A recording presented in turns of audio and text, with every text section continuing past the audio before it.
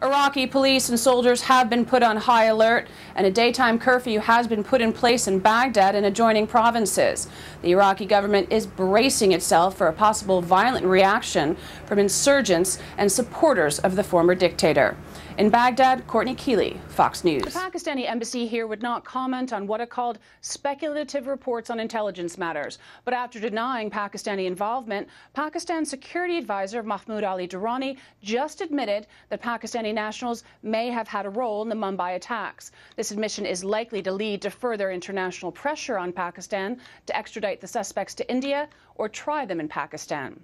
In Washington, Courtney Kealy, Fox News.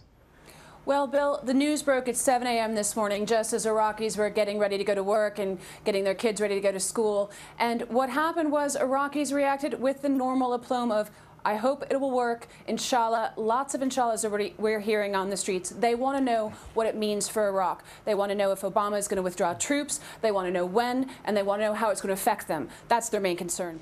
Jane, I can tell you that this is kind of one of the soft targets that's really a hallmark of al-Qaeda or other extremist groups. They go after people who are looking to reconcile. They go after women and children. They go after Iraqi policemen like they did 2 days ago, where they killed nearly 30. And today they went after Sunni and Shiite tribal sheikhs who are trying to reconcile. Well, that's the big question. How endemic is the corruption, and why, when I go to Basra, do I see people literally living in fetid poverty, abject conditions while they're sitting on oil? Some people say, now the Minister of Oil is saying they might even have more reserves in this country than Saudi Arabia it might turn out, and still people are living in just terrible neglect. He denied that Reid himself deliberately chose not to list any African Americans on his list of preferences for the Senate seat vacated by President-elect Obama, and that for anyone to suggest that this is racial is part of the Blagojevich spin. So there are a lot of things. There's mud being thrown by Blagojevich. We're getting these reactions right now in D.C. Reid called it part of Blagojevich's cloud. Hey, Shannon, Roland Burris says he's still planning on flying here tomorrow.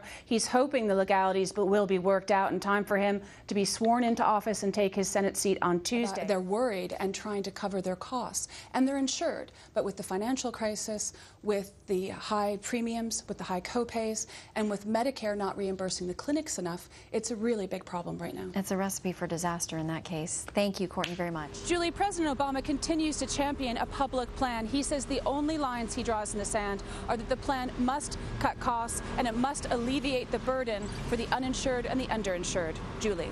This is Dora. This is one of the hottest, most dangerous neighborhoods in Baghdad right now. The kind of place that the surge is supposed to help contain and bring the violence level down. It's precarious at best because they're making sure they don't step on any pressure-plated IEDs. They're walking in single file, tracing their steps. This was the first constant presence established inside Sadr City. Now, the American forces moved in here and are living side by side with Iraqi security since March. It's part of the surge.